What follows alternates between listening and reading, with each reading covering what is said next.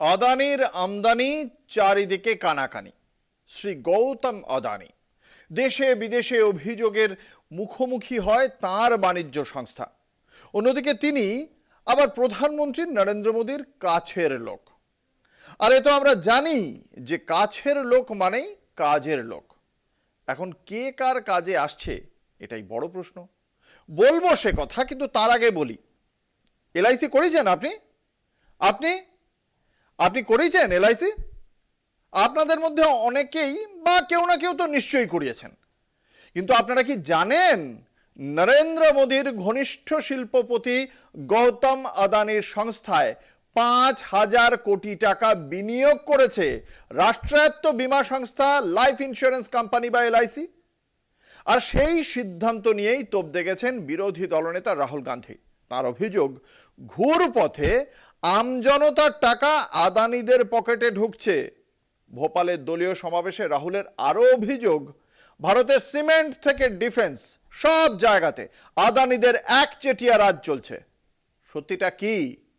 Nation wants to know. মোদিজি, দেশ জানতে চায়। ফের আদানি নিয়ে সরব মোদী বিরোধী কংগ্রেস। ভোপালের এক কর্মসূচিতে গিয়ে ফের নরেন্দ্র মোদী ঘনিষ্ঠ শিল্পপতি গৌতম আদানিকে নিশানা করলেন বিরোধী দলনেতা রাহুল গান্ধী।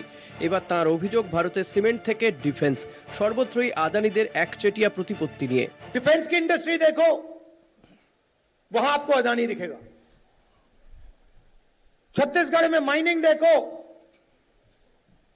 वहां आपको अदानी मिलेगा। अदानी की सड़कों पे चलो, इंफ्रास्ट्रक्चर भी उसका, सीमेंट भी उसका, और कोई है ही नहीं। সম্প্রতি আদানির কোম্পানিতে 5,000 কোটি টাকা বিনিয়োগ করেছে ভারতের রাষ্ট্রায়ত্ত জীবন বীমা সংস্থা এলআইসি।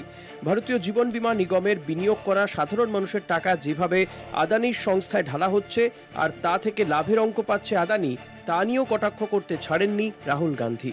এক্স হ্যান্ডেলে রাহুলের কটাক্ষ, টাকা আপনার, পলিসি আপনার, প্রিমিয়ামও আপনার, কিন্তু লাভবান হবে আদানিরা।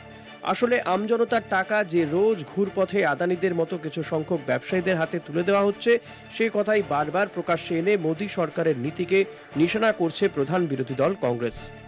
কলকাতা টিভি।